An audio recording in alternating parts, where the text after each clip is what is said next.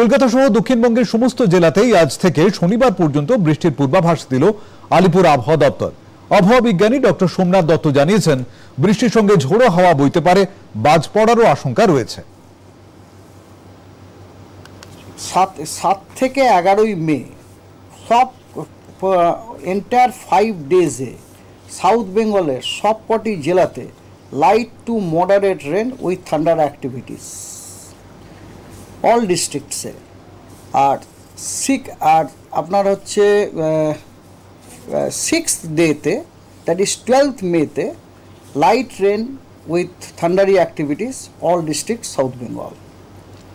13th মেতে again light to moderate rain with thundery activities all districts. আর north বেঙ্গলে আপনার আজকাল পরশু 7, 8, 9 সব জেলাতে ফেয়ারলি ওয়াইড স্প্রেড রেনফল